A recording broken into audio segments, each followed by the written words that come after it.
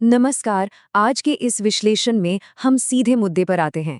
प्राचीन इतिहास के महान दार्शनिक सुकरात और लोकतंत्र। अक्सर हम सुनते हैं ना कि सुकरात लोकतंत्र के बिल्कुल खिलाफ थे, पर क्या वाकई ऐसा था? दरअसल आज हम इस मिथक और सच्चाई के बीच का फर्क समझने वाले हैं। तो चलिए सबसे पहले इस बड़े सवाल की गहराई में उतरते हैं। क्या सुकरात सच में लोकतंत्र के दुश्मन थे?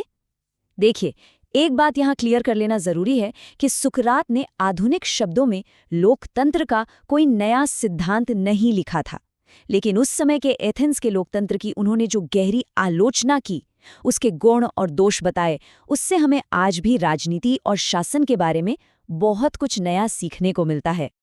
आज के इस रोड मैप में हम इन चीजों पर फोकस करेंगे।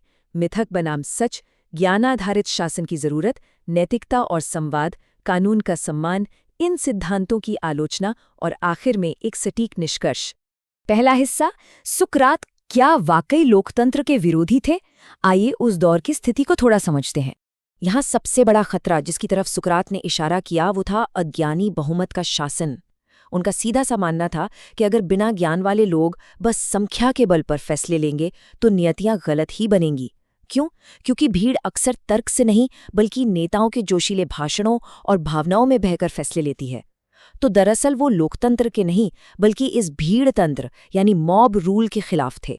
और यहीं से निकलता है हमारा दूसरा पॉइंट, ज्ञान आधारित शासन की आवश्यकता। सुकरात ने सिर्फ कमियां नहीं निकाली बल्कि एक जबरदस्त समाधान भी दिया। उनके मुताबिक शासन करना कोई आम काम नहीं है, ये एक आर्ट ऑफ गवर्नेंस है, यानी शासन करने की कला। ये एक ऐसी टेक्निकल और स्पेशलाइज्ड स्किल है जिसके लिए शासक का बुद्धिमान और शिक्षित होना बहुत जरूरी है। खुद सोचकर देखिए, सिर्फ लोकप्रिय होना या बहुमत हासिल कर लेना किसी को एक कुशल शासक थोड़ी बना देता है।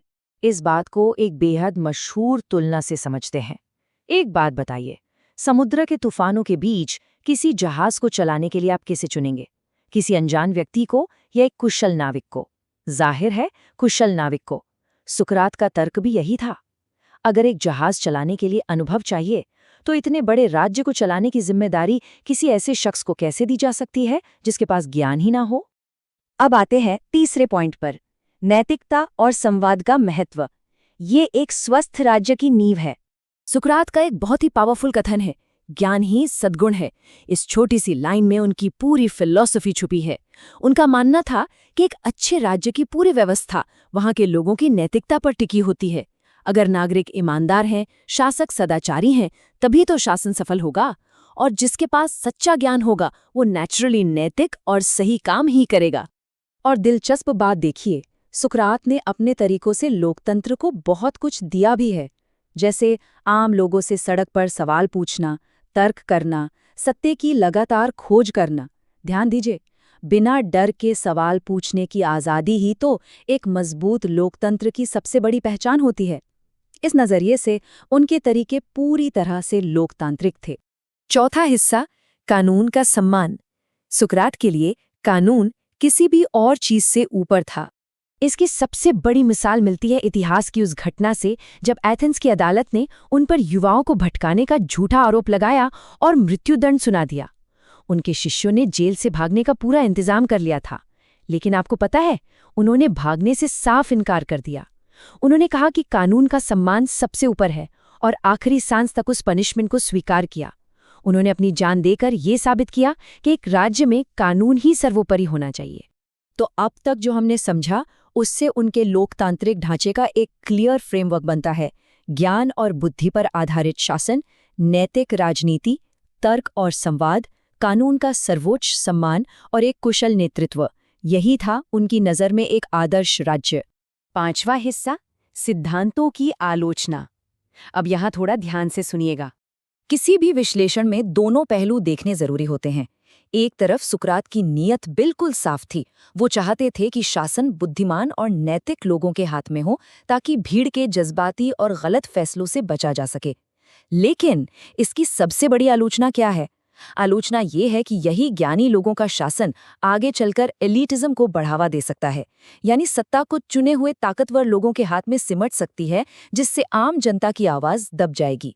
ये एक बेहद मजबूत क्रिटिक है जिसे नजरअंदाज नहीं किया जा सकता। छठा और आखिरी हिस्सा, निष्कर्ष और आज की प्रासंगिकता। आइए इन सभी कड़ियों को एक साथ जोड़ते हैं। सबसे बड़ा निष्कर्ष यही निकलता है, सुक्रेट लोकतंत्र के पूरे दुश्मन नहीं थे। वो दुश्मन थे अज्ञानता के। वो उस व्यवस्था के सख्त खिलाफ थे जहां सिर्फ संख्या और बहुमत समझदारी पर हावी हो जाए। वो बस ये चाहते थे कि राज्य को चलाने वाले लोग बुद्धिमान हों, नैतिक हों और पूरी तरह से शिक्षित हों। और अब इस विश्लेषण को खत्म करने से पहले ये सवाल अपने जहन में जरूर रखिएगा, क्या आज के लोकतंत्र में सिर्फ बहुमत मिल जाना काफी है, या फिर योग्यता का होना भी उतना ही जरूरी है? प्राचीन एथेंस के उस दौर से लेकर आज की इस मॉडर्न दुनिया तक ये सवाल उतना ही चोट करता है।